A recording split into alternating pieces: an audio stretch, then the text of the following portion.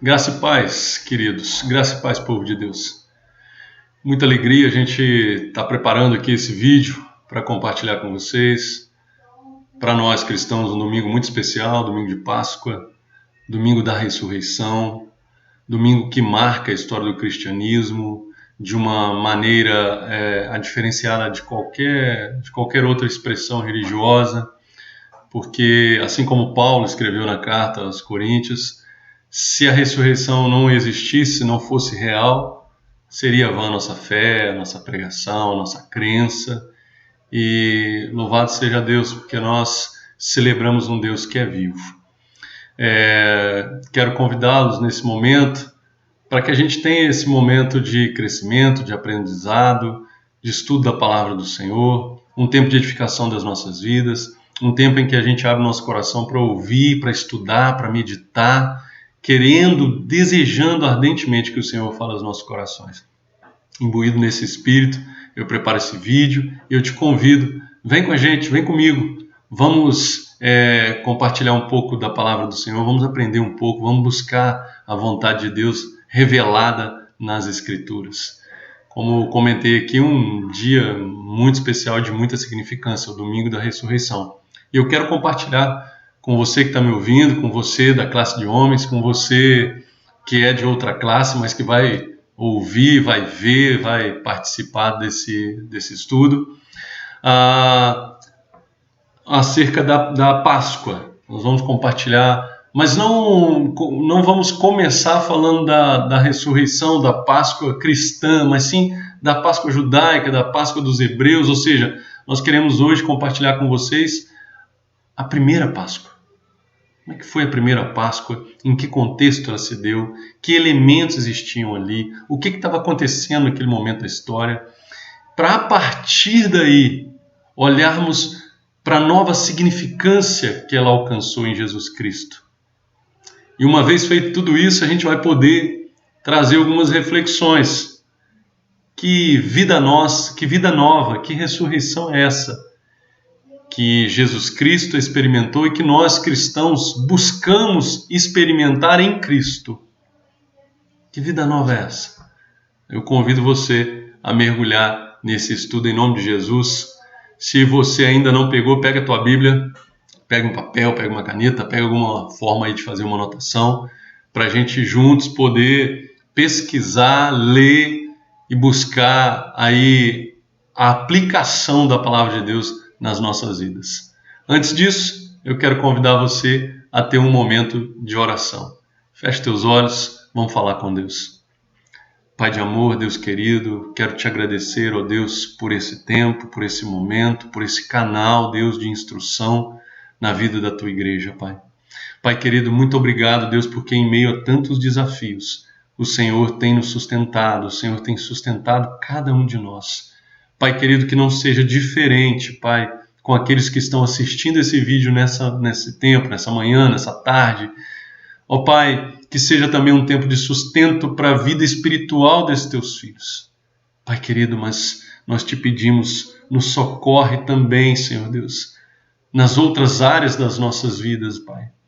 Pai querido, muitas pessoas têm passado dificuldade, têm passado problemas financeiros, têm perdido seus empregos.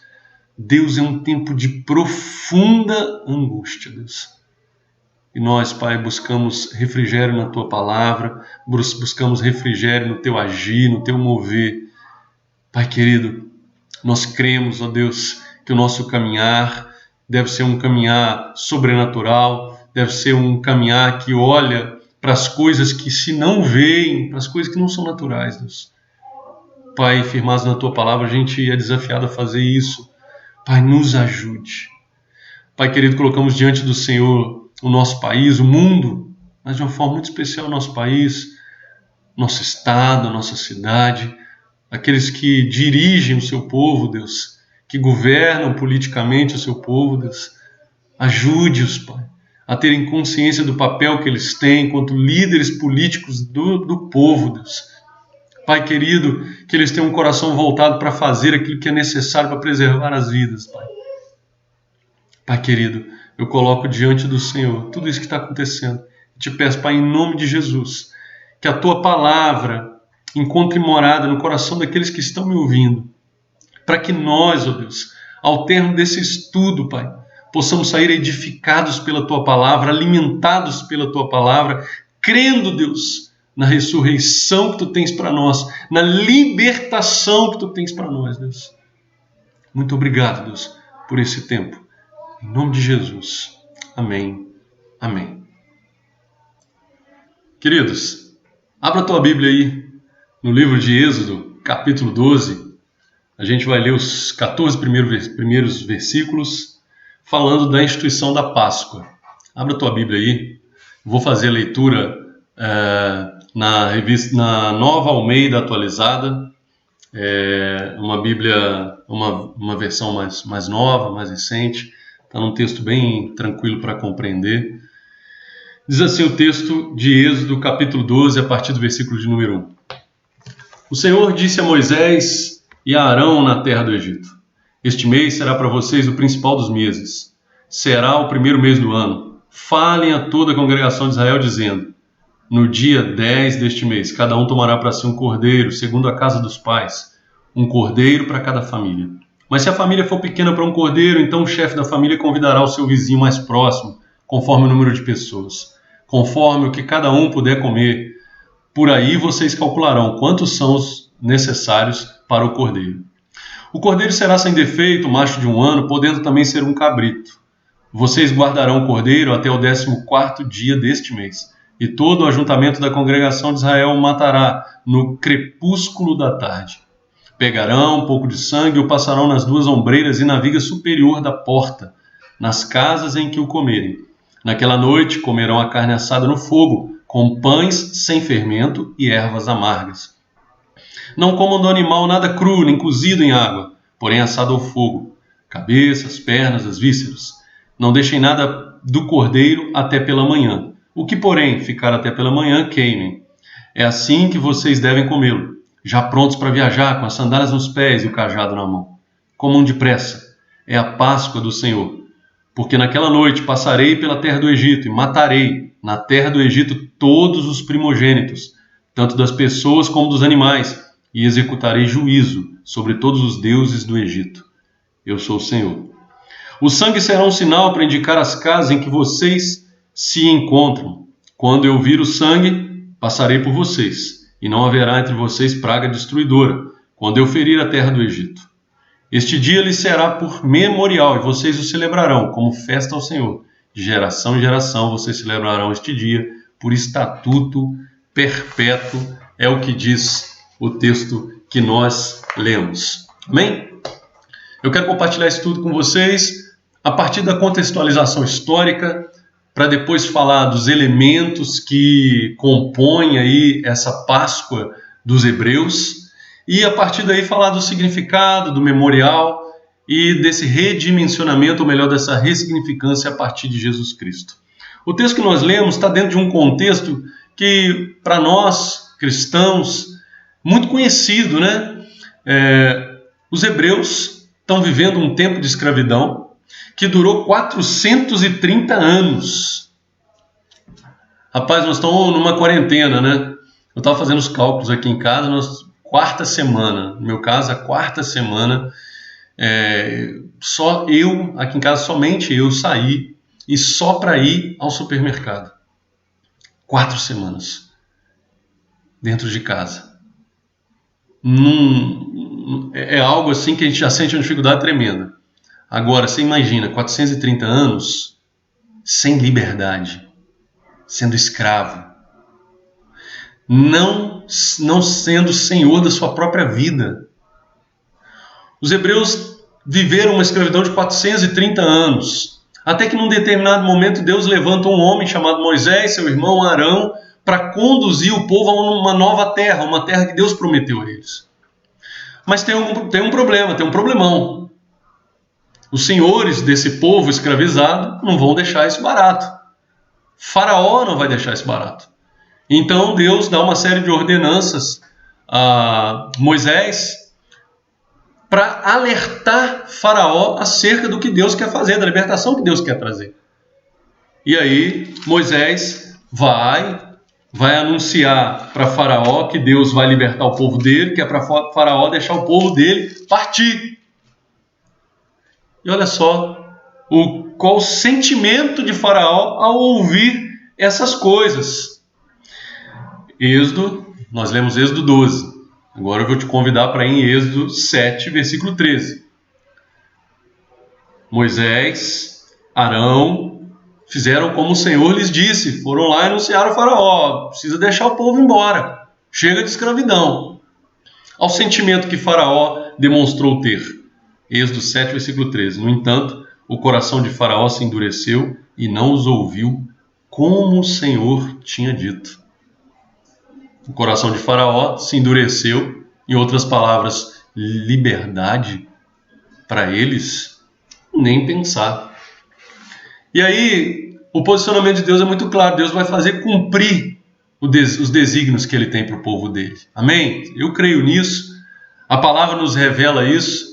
A nossa vida cotidiana nos revela isso, que Deus faz cumprir os desígnios que Ele tem para o seu povo. Glória a Deus por isso.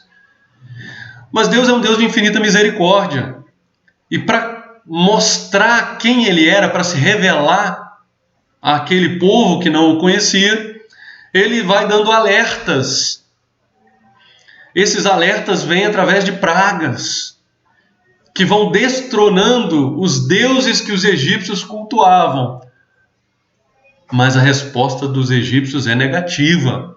Faraó mantém o seu coração duro, até que chega uma última praga, a praga da morte dos primogênitos. Essa praga, essa notícia, essa manifestação de Deus tem muito a ver com a instituição da Páscoa, da primeira Páscoa. Essa é a última praga. Deus aqui vem, como o texto que nós lemos, fazer juízo ao povo egípcio. E que praga era essa? Era a morte dos primogênitos. Iria morrer todos os primogênitos daquele povo, incluindo os primogênitos dos animais. E como que os hebreus iriam sinalizar que não pertenciam àquele povo? Qual seria a marca? A marca seria o sangue de um cordeiro, cuja carne seria comida, e o sangue seria um símbolo a ser lançado nas portas das casas. Daí o significado da palavra Páscoa, Pesach, passagem. Quando o anjo da morte viesse e visse aquele sinal, aquele sangue marcando ali aquela casa, ele iria passar por cima, saltar aquela casa, e ali não haveria morte. O coração de Faraó continua endurecido, os desígnios de Deus se cumprem, e é uma noite de muito lamento, de muita dor, de muito choro. Ao acontecer a morte dos primogênitos, o Faraó chama Moisés e tira esse povo daqui. Os egípcios, hebreus, saiam daqui, vão embora daqui, nós não queremos você aqui. E aí o povo, às pressas, como Deus já havia anunciado, dá início à marcha que os conduzirá até a terra que Deus preparou para eles. A Páscoa, na sua instituição, significou naquele momento histórico ali um memorial de libertação. O povo que viveu 430 anos cativo agora celebra a liberdade, uma vida nova. E essa vida nova, carregada de simbolismo, encontra um memorial na mesa. Ali com os pães asmos, com as ervas amargas, com a carne do cordeiro e com o sangue marcando as casas dos hebreus. Essa experiência do povo hebreu é tão marcante que o calendário começa nesse momento, nesse período. O primeiro mês do ano para os hebreus, para os judeus, é esse que nós estamos vivendo agora, marcado por essa festa, uma festa de grande alegria para os hebreus e de juízo para os egípcios. Então a primeira Páscoa significou para os hebreus, para o povo judeu, libertação, celebração, vida. Para os egípcios, juízo de Deus. Juízo de Deus. E para nós, cristãos, o que significa a Páscoa? É claro que nós não celebramos a Páscoa como celebram os judeus. Para nós, ela ganha uma significância totalmente nova com o sacrifício de Jesus, com a morte e a ressurreição de Jesus. O Evangelho de João, capítulo 1, versículo 29, João Batista, vendo Jesus caminhar em sua direção, diz assim: eis aí o Cordeiro de Deus que tira o pecado do mundo. O símbolo da Páscoa, de novo nascimento, de vida nova, a partir de Jesus, ele, para o cristão, não tira da nossa memória a instituição da Páscoa como ela se deu. Os elementos da Páscoa do passado, da Páscoa judaica, eles têm um simbolismo muito forte, muito ligado à pessoa de Jesus Cristo. O cordeiro, que devia ser cordeiro de 1 ano, um cordeiro sem mácula, é o sacrifício que é feito com a morte do cordeiro, aponta para o sacrifício único, suficiente, pleno, realizado por Jesus em nosso favor. Perceba bem, na instituição daquela Páscoa, para salvar o primogênito daquela casa, teve que morrer um cordeiro sem culpa, sem mácula, sem mancha. Essa expressão é necessária e aponta para a vida de Jesus, o sacrifício de Jesus. É em Jesus que a Páscoa ganha um sentido todo especial para nós.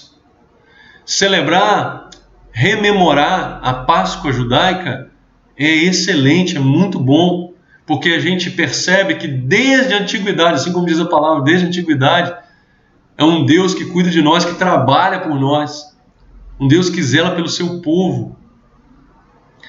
E é em Jesus que isso se materializa, é com a oferta de Jesus que isso se materializa.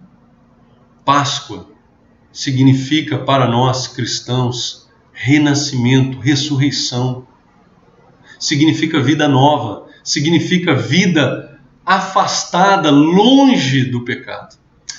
Veja comigo, eu quero te convidar para fazer a leitura de um outro texto bíblico, já que nós falamos aí da primeira Páscoa, da instituição, do seu contexto, citamos aqui os elementos, os pães sem fermento, as ervas amargas, o cordeiro, o sangue. Aí eu quero convidar você para ler um texto que é emblemático para nós. Olha só o que diz o texto em 2 Coríntios 5. Abra a tua Bíblia aí comigo, 2 Coríntios, capítulo 5.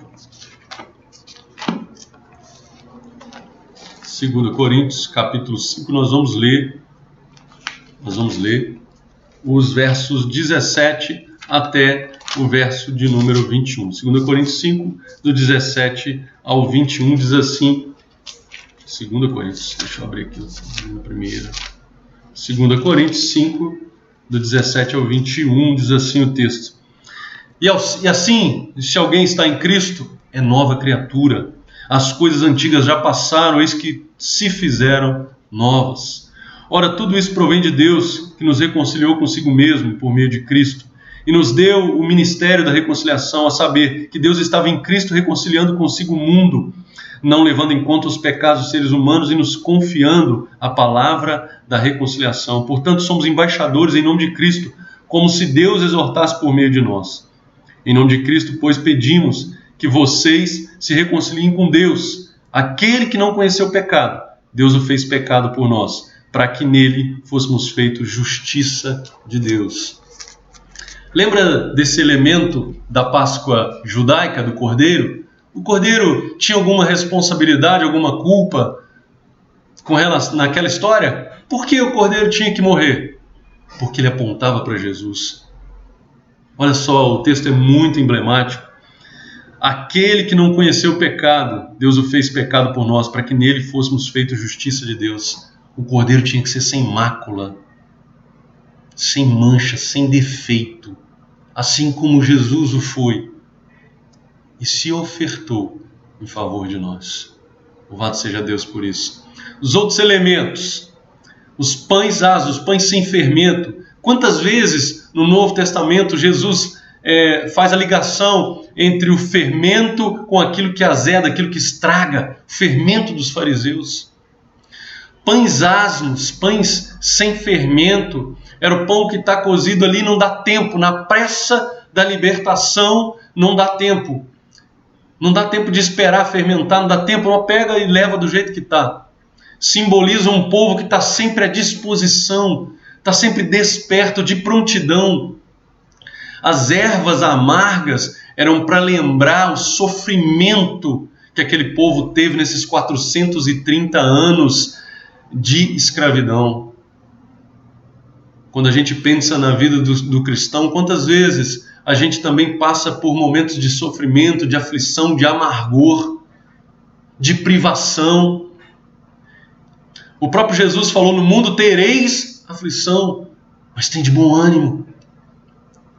Então, a todo tempo que a gente olha para os elementos da Páscoa, a gente faz uma correlação com a nossa caminhada de fé.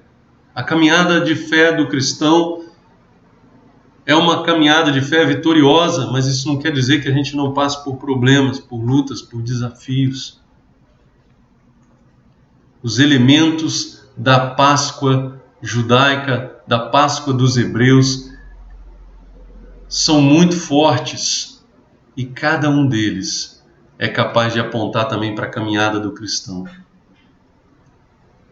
Apontando para o sacrifício de Cristo, apontando para a necessidade de uma vida de prontidão, de uma vida que em algum momento a gente vai ter sofrimento, vai ter luta, vai ter privação, mas em Cristo nós temos vitória. A vitória é dele e ele nos concedeu a vitória. Bom, a gente falou um pouquinho da primeira Páscoa, falamos dos elementos, falamos da conexão dela com a pessoa de Jesus Cristo, da sua completude e ressignificância a partir da pessoa de Jesus. E aí eu quero compartilhar com você algo que precisa servir para a nossa reflexão. Assim como a Páscoa foi, a Páscoa judaica, a Páscoa dos hebreus, é um memorial de libertação, a Páscoa que o cristão vive deve ter também esse memorial. Poxa, mas de que nós somos libertos? Nós somos libertos do pecado, da escravidão do pecado.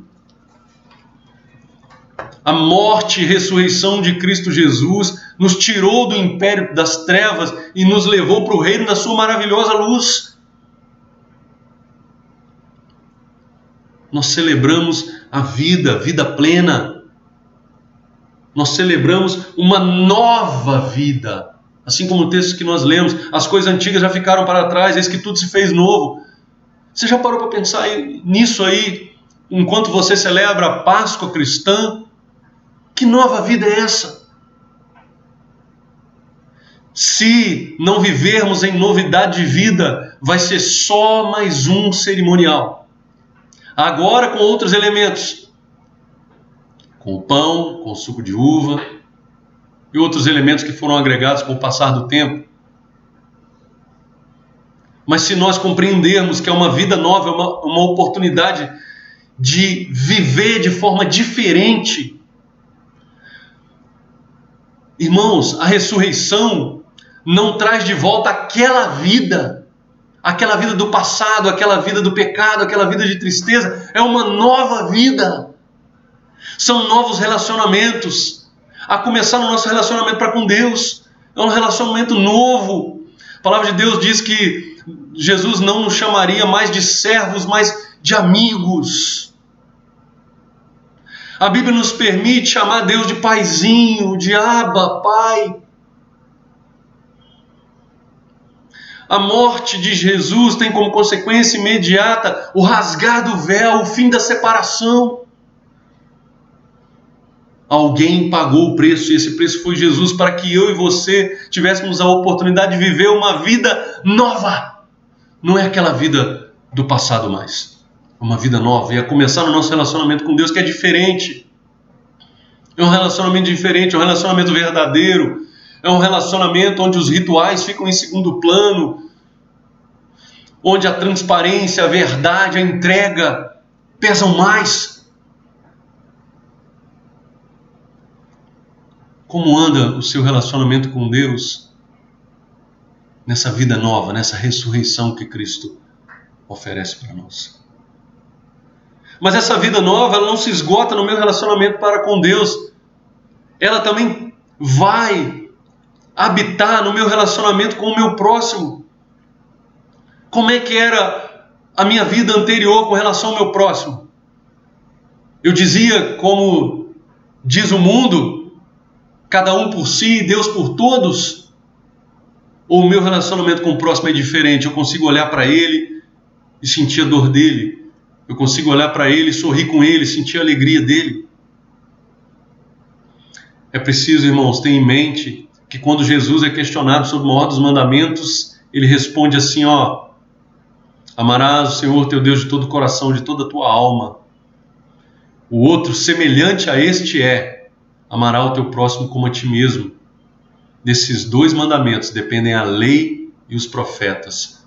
É o que Jesus responde quando é questionado acerca do maior dos mandamentos. E ter a oportunidade de renascer, de ressurgir. É ressurgir para uma vida nova. Não é trazer trazer à vida aquelas coisas antigas. As coisas antigas já passaram. Então o meu relacionamento para com o meu próximo é diferente.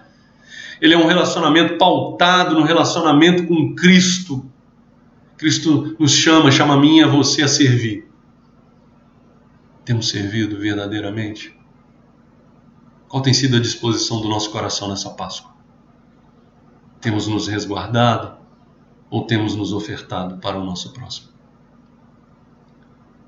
A vida nova que eu encontro em Cristo Jesus, essa vida cheia, essa vida plena, essa vida que vem da ressurreição, da nova criatura que Ele me faz ser, também muda o meu relacionamento com a natureza. Eu sou mais responsável, eu sou mais preocupado, eu penso no amanhã, eu penso em como me comportar para não agredir o ambiente no qual eu vivo, para não ser um desperdiçador, mas para ser um bom dispenseiro daquilo que o Senhor confiou a mim. Como tem sido o seu relacionamento com a natureza nessa Páscoa? Como tem sido? Tem sido um relacionamento novo, de vida nova? Ressurreição, nessa Páscoa, vida nova. As coisas antigas ficaram para trás. Muda o meu jeito de me relacionar com Deus. O meu relacionamento com Deus é verdadeiro, é mais verdadeiro, depende mais da disposição que eu tenho no meu coração, daquilo que eu estou disposto a fazer, daquilo que eu permito a mim, da quantidade que eu permito a mim ser verdadeiro para com Deus. Não há restrições, não há quartos escuros. Deus habita em todos eles, então Ele conhece a verdade. O salmista diz que a palavra nem nos chegou à boca e Ele já conhece toda. A Páscoa, a vida nova, a ressurreição ofertada em Jesus Cristo muda o meu modo de relacionar com o meu próximo. Meu próximo passa a ter valor. Eu passo a sentir as dores dele. Eu me disponho para com ele. Eu sirvo sem interesse, sem aparecer, sem anunciar a todos os ventos, a todos os cantos. Eu cumpro o chamado de Deus na minha vida, servindo o meu próximo. O meu relacionamento muda para com a natureza que Deus criou. Eu sou mais responsável, sou mais preocupado.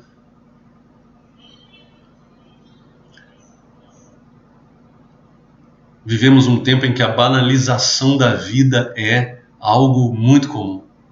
Talvez você olhe esse texto e pense assim, nossa, mas como Deus foi rigoroso com os egípcios. Eu quero dizer para você que não, Deus jamais banalizou a vida. Nem mesmo naquele tempo, Nem mesmo a vida dos egípcios foi banalizada. Eu sei que talvez você tenha essa dúvida e tenha falado no seu íntimo, então eu quero compartilhar com você um Deus que celebra a vida e que busca a vida. Perceba bem, olhar para esse texto e ver efetivamente que o Senhor faz juízo contra os egípcios, não nos permite dizer que Deus não é um Deus de misericórdia, ao contrário. Eu olho para o texto e vejo em toda a sua narrativa um certo pesar quando ele está anunciando a morte dos primogênitos. Não há uma palavra de alegria no texto bíblico quando Deus anuncia a 10ª praga, a morte dos primogênitos. Não há. É um clima de tristeza, de juízo de Deus. Segundo, eu olho para o texto e vejo o quanto Deus está disposto a chegar para salvar os seus.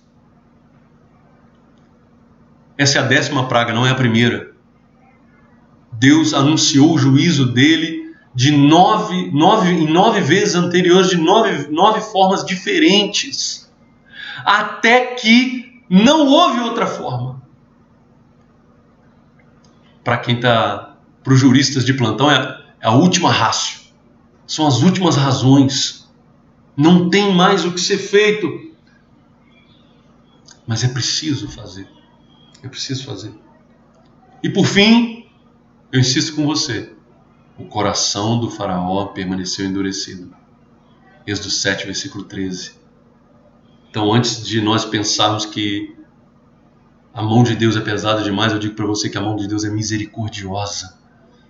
A palavra de Deus diz que as misericórdias de Deus são as razões de não sermos consumidos. Elas se renovam a cada manhã. A cada manhã. Deus fez juízo àquele povo, porque o coração daquele povo continuou endurecido. Se ouvirdes a voz do Senhor, não endureçais o vosso coração. A palavra de Deus diz que eis que estou à porta e bato. Aquele que ouvir a minha voz, abrir a porta, eu entrarei e cearei com ele. Deus está à porta. Está batendo. Que eu e você possamos abri-la nesse domingo de Páscoa e desfrutar da ressurreição, da vida nova e plena em Jesus Cristo. Uma vida que muda o meu relacionamento com Deus, muda o meu relacionamento com o próximo, muda o meu relacionamento com a natureza. Que você receba a palavra do Senhor nessa manhã, nessa tarde, nessa noite, no momento que você estiver ouvindo, e que essa palavra seja uma palavra de edificação na tua vida. A vida nova que há em Cristo é verdadeiramente nova. Não é a ressurreição das coisas antigas, não é trazer de volta aquela vida que morreu. Não, é uma vida nova. A nossa morte para o pecado permanece. E agora nós vivemos uma vida nova em Cristo Jesus. Uma vida que eu e você, desejamos ardentemente viver para a honra e glória do nosso Senhor e Salvador Jesus Cristo. Que Deus te abençoe. Que nessa Páscoa seja um tempo de novo nascimento, de ressurreição na tua vida. Que em meio a essa quarentena que nós estamos vivendo, nós possamos refletir acerca da ressurreição de Cristo, do impacto dessa Páscoa nas nossas vidas, dessa celebração, desse memorial de libertação na minha vida e na tua vida. Deus te abençoe. É o desejo do meu coração. E eu quero terminar orando. Então, eu te convido a ter esse momento de oração e peço que você continue lendo. O texto é riquíssimo, né? Os textos que nós comentamos aqui, que vão estar aí no vídeo após a edição. Feche teus olhos, vamos falar com o Senhor. Muito obrigado, Deus, por esse tempo. Muito obrigado, Deus, pela tua palavra que é viva, que é eficaz, penetra em lugares que o homem não pode ir, Deus. Muito obrigado, Deus, porque trazer à memória aquela primeira Páscoa é rememorar, Deus, todo o sacrifício que Jesus fez por nós e que desde aquele tempo os elementos já apontavam para isso, todo o simbolismo já apontava para isso. e foram efetivamente realizadas pela entrega de Jesus lá na cruz do Calvário. Louvado seja o teu nome, Pai, porque Jesus ressuscitou, Ele vive e nos garantiu estar conosco até a consumação dos séculos. Nós te louvamos por isso, Deus. Te louvamos porque a ressurreição de Jesus, a ressurreição do Senhor, é que permite que a nossa fé não seja em vão, que a nossa pregação não seja em vão. Então nós anunciamos, Ele vive, ressuscitou. E Pai, a vida que Ele nos traz, a vida que Ele nos dá é uma vida nova, é uma vida de ressurreição que nos transformou, que nos fez mortos para o pecado, mas vivos para Cristo. Deus querido, que nessa manhã, que nesse dia, que nesse tempo, que nesse domingo, Deus, nós possamos ressuscitar, trazendo à memória, Deus, aquilo que o Senhor nos oferece, ressuscitar no sentido de viver uma vida nova, uma vida plena em Jesus, uma vida que muda o nosso relacionamento com Deus, com o nosso próximo, com a natureza, que nos transforma.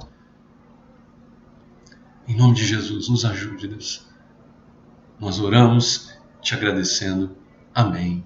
Amém. Deus te abençoe aí do outro lado. Que bom que você participou. Deus abençoe a tua vida. Que seja um tempo de edificação e de crescimento. Em nome do Senhor Jesus.